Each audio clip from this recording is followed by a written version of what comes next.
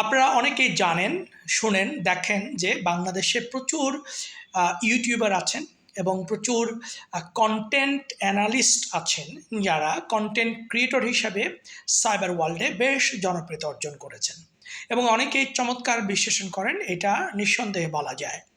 কিন্তু আপনারা নিশ্চয়ই খেয়াল করেছেন যে এদের মধ্যে অনেকেই যে একটি নতুন সরকার মাত্র যাত্রা শুরু করেছে, এর মধ্যেই নানান বিষয় নিয়ে সমালোচনা শুরু করেছেন। আমি এই সমালোচনাগুলোকে ইতিবাচক হিসেবে দেখতে চাই। অবশ্যই এটি ডেমোক্রেটিক রাষ্ট্র গঠনের প্রক্রিয়ায় গঠনমূলক সমালোচনা সরকারকে অ্যাকাউন্টেবল করে এবং সরকারের কাজগুলোকে যাতে ভুলের পরিমাণটা কম হয় সেদিকে ধাবিত করে এবং সরকারকে রাষ্ট্র পরিচালনায় সাহায্য করে, এইটা আমি অ্যাডমিট করি।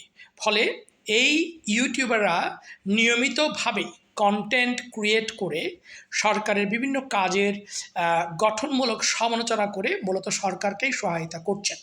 কিন্তু অনেক সময় মনে হয় যে একটা সরকার দায়িত্ব নেওয়ার পরে একেবারে শুরুতেই যে তাকে একেবারেই সমালোচনার কাঠগড়ায় দাঁড় করাতে হবে, একেবারে অপরাধীর কাঠগড়ায় দাঁড় করাতে হবে, এমনটা চিন্তাভাবনা করা বা এভাবে বলা, ফলে সরকারের যে বিপ্রতি ঘরানায় যারা বিলং করে তাদের কাছে একটা পপুলারিটি পাওয়া যায় সত্য, কিন্তু এতে করে যে সরকারকে, একটা নতুন সরকারকে সামনে রাষ্ট্র পরিচালনার পথটাকে মসৃণ করার ক্ষেত্রে অনেক সময় এটা প্রতিবন্ধকতার সৃষ্টি করতে পারে। আমি আবার বলছি, যারা ইউটিউবার বা ফেসবুকে বা কন্টেন্ট ক্রিয়েটররা, বিশেষ করে ইউটিউবাররা যারা সরকারের গঠনমূলক সমালোচনা করে, এটাকে আমি একটা হেলদি ডেমোক্রেটিক ট্রানজিশন এবং ডেমোক্রেটিক একটা প্রোগ্রেশনের জন্য এটা খুবই গুরুত্বপূর্ণ এবং এই কনস্ট্রাকটিভ সমালোচনা একটি সরকারের জন্য খুবই ইতিবাচক জায়গা থেকে আমি দেখতে চাই।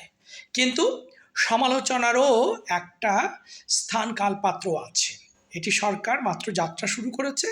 আমাদের সকলের দায়িত্ব হচ্ছে এই সরকারকে আমরা নির্বাচন নিয়ে সরকারের পক্ষে বিপক্ষে নানান মতামত থাকতে পারে, কিন্তু এই কথা স্বীকার করতে হবে যে এই সরকার জনগণের ম্যান্ডেট নিয়ে রাষ্ট্র পরিচালনার দায়িত্ব পেয়েছেন।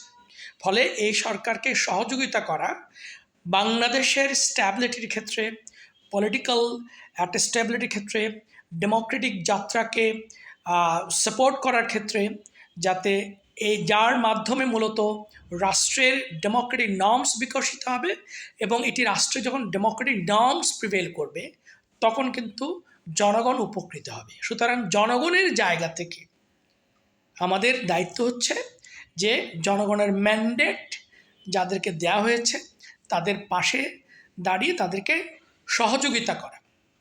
সমালোচনাও এক ধরনের সহযোগিতা বটে, কিন্তু তারও একটা সমালোচনারও একটা সময় আছে। আমি মনে করি আমাদের ইউটিউবারদের কন্ট্রিবিউশন বাংলাদেশের ডেমোক্রেটিক ট্রানজিশন এবং ডেমোক্রেটিক প্রোগ্রেশনে অসামান্য অবদান আছে। অবশ্যই সেই অবদানকে আমি অ্যাডমিট করি, কিন্তু আমি মনে করি সেটাও সময় মতো হওয়া জরুরি। ধন্যবাদ সবাইকে।